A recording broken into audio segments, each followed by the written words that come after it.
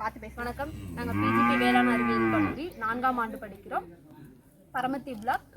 இங்கே ஒரு அவை ப்ரோக்ராமுக்காக கூடச்சேரி வந்திருக்கோம். இன்னைக்கு நம்ம பார்க்க போகிறது வந்து எருகன் கரைசல். எருக்கன் கரைசல் வந்து எப்படி பண்ணணும் அப்படின்னா, இதோட லீஃபு, ஸ்டெம்மு, ஃப்ளார்ஸ் எல்லாமே வந்து நம்ம யூஸ் பண்ணிக்கலாம். இது எல்லாத்தையுமே வந்து குட்டி குட்டியாக கட் பண்ணி தண்ணியில் வந்து போட்டு ஊற வச்சு 48 ஹார்ஸ் 2 நாள் கழித்து நம்ம வந்து யூஸ் பண்ணிக்கலாம்.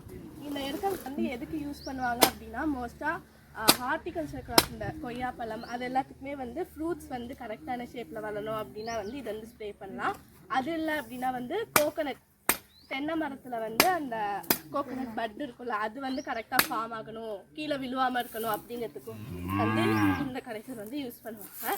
இதை நம்ம வந்து ப்ரிப்பேர் பண்ணுறப்ப ஒழுங்காக வந்து பண்ணணும். இதோட பால் வந்து நம்ம கண்ணில் பட்டுச்சு அப்படின்னா நம்மளுக்கு வந்து கண் பார்வையே வந்து தெரியாமையும் போகலாம்.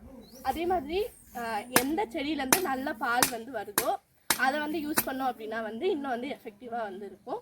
இது எல்லாத்தையுமே அப்படியே குட்டி குட்டியாக கட் பண்ணி தண்ணியில் போட்டு 2 நாள் வச்சுட்டு அதுக்கப்புறம் நம்ம வந்து யூஸ் பண்ணிக்கலாம். இதில் வந்து எக்ஸ்ட்ராவாக ப்ரௌன் சுகர் இல்லைனா வந்து வெல்லம், நாட்டு சர்க்கரை இல்லைனா வந்து வெல்லமும் வந்து போடலாம். அது வந்து எதுக்கு போடுவாங்க அப்படின்னா வந்து ரொம்ப நாள் வச்சு யூஸ் பண்ணணும் அப்படின்னா வந்து அது 2 போட்டு வந்து நம்ம யூஸ் பண்ணிக்கலாம். எல்லாத்தையும் இது வந்து தண்ணி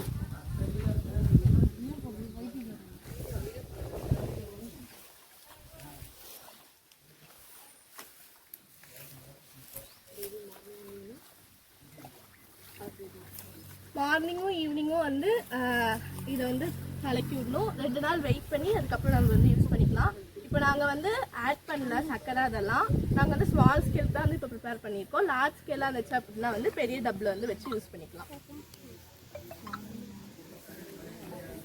மார்னிங்கும் ஈவினிங்கும் வந்து மிக்ஸ் பண்ணிக்கிறோம், ஃபில்டர் பண்ணி ஸ்ப்ரே பண்ணிக்கிறோம்.